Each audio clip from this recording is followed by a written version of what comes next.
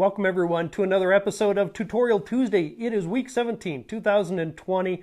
I'm glad that you're along with us. Thank you for tuning in and thank you for participating. I have a couple of announcements and then we'll get right into your questions. So with that, announcement number one, if you haven't yet tuned in to the latest episode of the Small Business Roundup, you want to swipe over and listen in as we talk to Chef Waylon Lucas from the Food Network about hustle. Now, announcement number two, we're going to do the first Western Wednesday webinar via Zoom tomorrow. I need your vote on the topic that we're going to discuss. It's either going to be exposure, composition, or lighting. One of those three topics will be discussed based on your vote. So the next several slides, I'm going to be taking a poll and you're going to vote on that. Let's get right into your questions.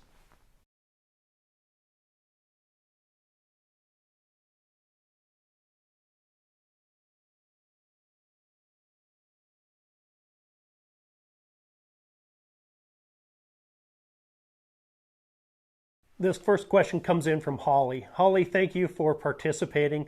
Thanks for submitting your question. She asks, she's taught herself manual, but she's not 100% comfortable with it. In fact, she feels a little slow, moving the dials around.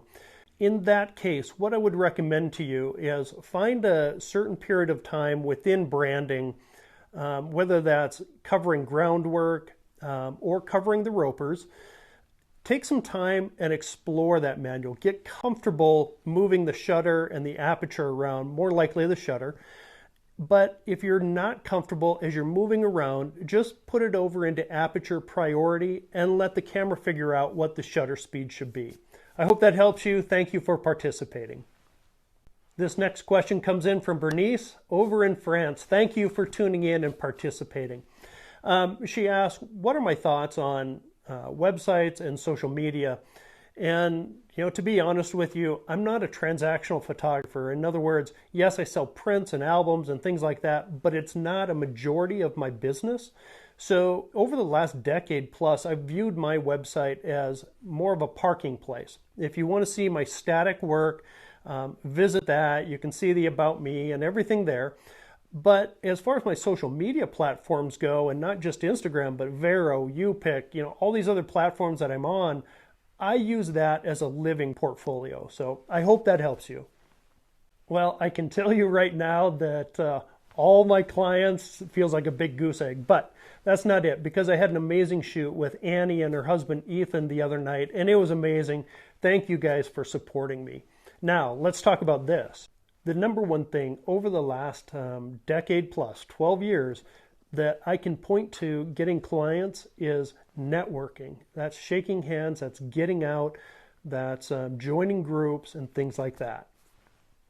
Now, there are specific marketing things that I've done to promote myself here in the state, like wrapping our horse trailer with CD photog material so that when we went to high school rodeos, people would know that it's me. I could also mention business cards. Man, I can't, over a decade plus, how many business cards have you handed out? I have no idea, but I know that's helped as well. And we can't talk about getting clients without also talking about probably the number one medium is social media, getting ourselves out there, showing up every day, and being consistent. That's been a big help as well.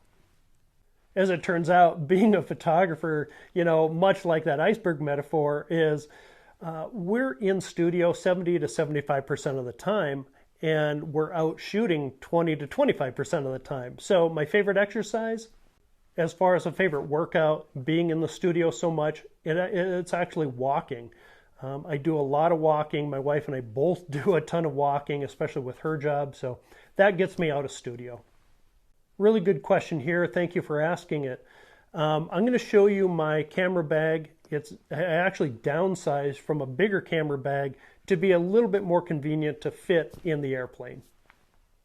Now, this is my current setup. It's a Tenba Shootout 24L. Holds all of my equipment that I need. I pack pretty light. It has a laptop holder as well back behind it under here, and I've been loving it. Let's talk about what we would consider a Pro Series lens versus those that we would get as a package deal in a big box store with a camera where you buy it and has a short lens and a long lens. So let's talk about that. Okay, in Canon's lineup, we talk about Pro Series glass being that of the L Series lens. The L Series lenses sometimes are known as L for luxury or expensive as L. So identifying an L Series lens is pretty easy. Number one, you can look on the barrel and there's a little L right there, but there's also this red ring around the barrel. Some are in the off-white color like this, but some aren't. Now with my 16-35 lens right here, we still have that distinctive marking with the red circle around it, but we also have the L inside there, right there. And let's talk about why they're so sought after. Now, one of the things that we find with the Pro Series glass or this L Series glass is, number one, it's very, very expensive. 2 and 3 times that of what a regular kit lens would be. And that's because probably the first reason, especially to us, is that like with the 16-35, I can maintain an aperture of 2.8 at 16 millimeters and even at 35 millimeters. And with kit lenses, I can't. Another reason, and probably more important in my line of work, is that the L Series glass is also built in such a way that it's dust and water resistant. Not water or dust proof, but water resistant where kit lenses aren't. And another reason, I should preface this by saying, I'm not a lens expert, but with my eye I can see the difference.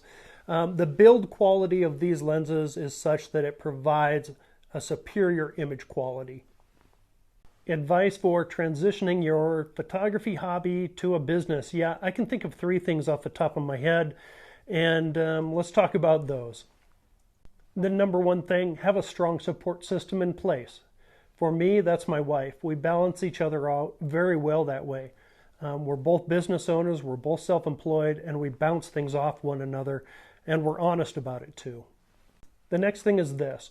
No one will care as much about your business as you do.